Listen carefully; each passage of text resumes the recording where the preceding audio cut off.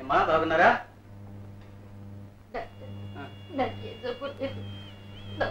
చూస్తే పోయే ప్రాణం అయినా తిరిగి వస్తుంది.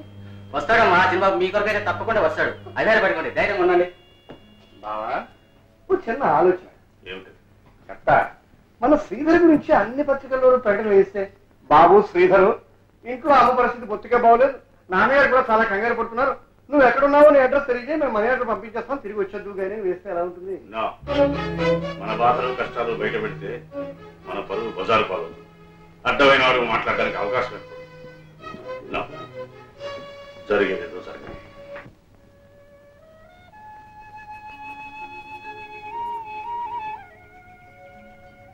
ఏమిటండి పండగ పూట ఇలా కూర్చున్నారు?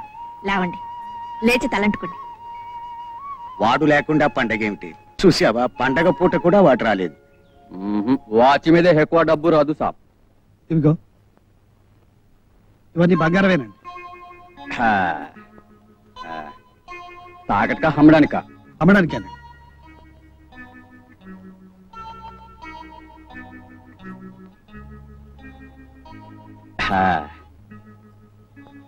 ఎదిగో మొత్తం 3000 సాబ్.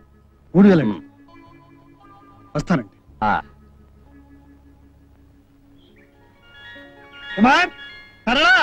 రండి రండి. ఏమండి ఎక్కడికి వెళ్ళారు? పొద్దు నుంచి కనిపించలేదు. మీ అన్నయ్య మీ అందరికి బట్టలు పంపిస్తున్నాను, బస్ దగ్గరకు వచ్చి తీసుకోమని కవర్ పంపాడు, అది వెళ్ళాను. మా అన్నయ్య బట్టలు పంపాడా? అమ్మా నాన్న, అన్నయ్య మనందరికీ బట్టలు పంపాడు.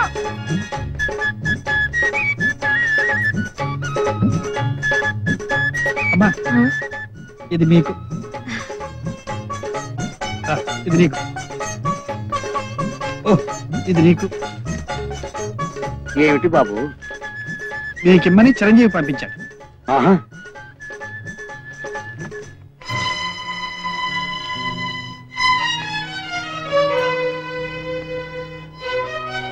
చూడు మీ అన్నయ్య పంపాడు.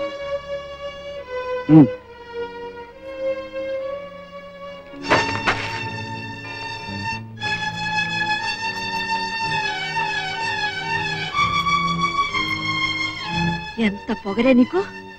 అన్నయ్య పండకి పంపించిన చీర విసిరి కొడతావా? నా ఇష్టం. ఏమిటి నీ ఇష్టమా? అవును. ఆగు. ఏమిటమ్మా ఇది? అన్నయ్య రాలేదన్న బాధ మాకు మాత్రం లేదనుకున్నావా? నువ్వు ఇప్పుడు చేసిన పని రేపు వాడు వచ్చాక తెలిస్తే వాడు ఎంత బాధపడతాడు?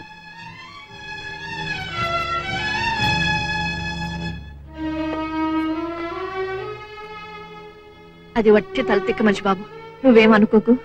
పర్వాలేదమ్మా. ఇదిగో 500 మీ అబ్బాయి పంపాడు. 500 కాదు, 5000 అయితే మాత్రం పండక్కి ఒక్క పూటైనా వచ్చి వెళ్ళిపోతే అందరికీ ఎంత సంతోషంగా ఉండేది. మేమేమైనా డబ్బు మనుషులమా? ఏమిటో చెల్లుళ్ళు తమ్ముడు అంటే వాడికి ఎంతో ప్రేమ, వాళ్ళ నాన్నగారంటే వాడికి పంచ ప్రాణాలు. ఇక నేనంటే సరే సరే అమ్మా అమ్మా అంటూ ఎప్పుడు కూడా తిరిగేవాడు. వాడిలా ఎందుకు మారిపోయాడు? వాడికి మమ్మల్ని చూడాలని ఎందుకు అనిపించడం లేదు? ఇలా డబ్బు పంపిస్తే చాలని ఎందుకు అనుకుంటున్నాడు? నాకేమీ అర్థం కావట్లేదు బాబు. అబ్బే అదేం లేదండి, పని తొందర తప్ప వేరే కారణమే ఉంటుంది. ఏం పను? ప్రపంచంలో అందరూ పని చేసుకోవడం లేదు, వాడొక్కడేనా? దేనికైనా ప్రాప్తి ఉండాలంతే. వీళ్ళ బాధ నా గుండెలోనే దాచి వీళ్ళ మనసుల్లో ఆనందాన్ని.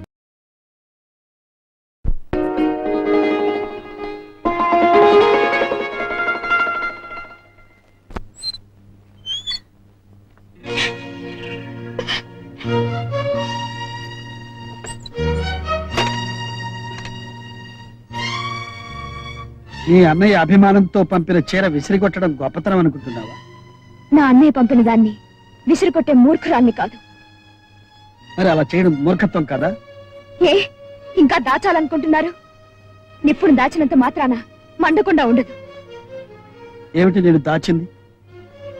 ఆ చీర నిజంగా మా అన్నయ్య పంపాడా? అవును. చనిపోయిన అన్నయ్య మా కోసం బ్రతికొచ్చి ఇవన్నీ పంపాడా?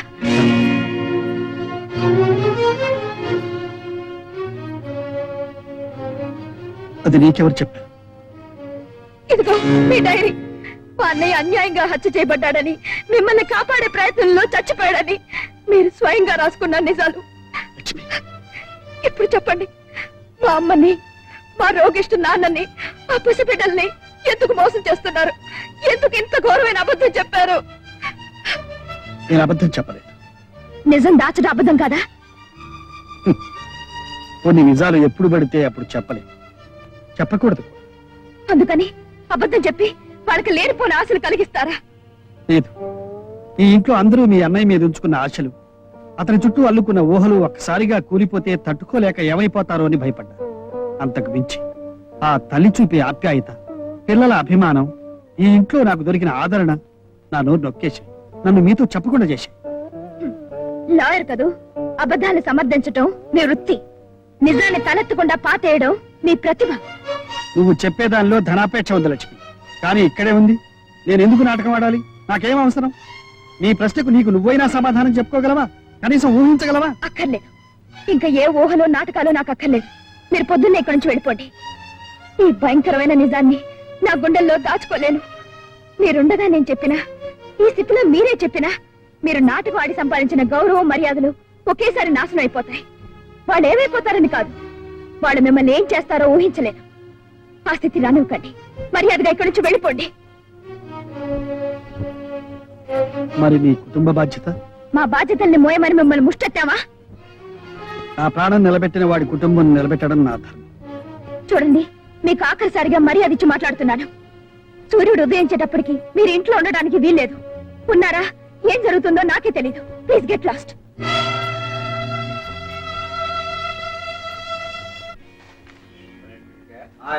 గాంధీ మహాత్ముడు ఒక ఆవు మరణయాత్ర పడుతుంటే చూడలేక దాన్ని తనే స్వయంగా చంపెట్టాడు. మా అక్కయ్య పడుతున్న యాభం చూస్తుంటే నాకు ఆవు గుర్తుకొస్తుంది. అయ్యి బాబా అవును కానీ పొడి చేస్తారేంటంటే? భారత యుద్ధంలో ద్రోణుడు అంతటి వాడిని చంపడం ఎలాగో ధర్మరాజుకు తెలియక అశ్వత్థామ అనే ఒక ఏనుగు చచ్చిపోతే అశ్వత్థామాత అని గట్టిగా అరిచేట, కుంజరా అని వెల్లిగా అన్నట్ట. అశ్వత్థామ అనే తన కొడుకు చచ్చిపోయాడు, నేను ముసాడు చచ్చిపోయాడు. ఇప్పుడు ఎవరు చచ్చిపోయారు ఎవరు చెప్పాలంటే? ఈ పేపర్లో చచ్చిపోయాడు, మా కథకి సరిగ్గా కుదిరాడు, ఎవరికో చెప్తాను నువ్వు వచ్చి చూద్దు.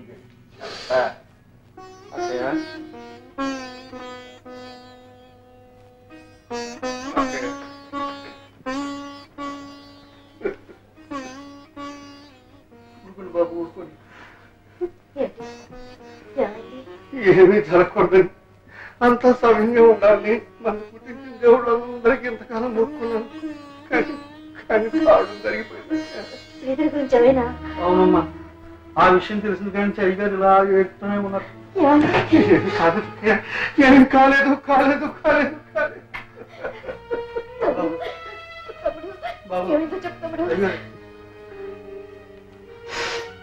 అక్కయ్య, ఈ పేపర్లో ఒక వార్త పడింది.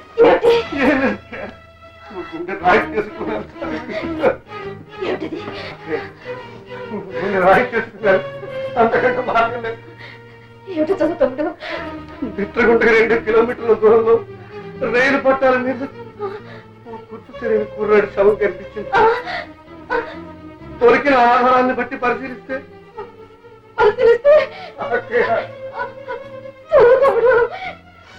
అతను ఊరు హైదరాబాద్ అని తేలింది.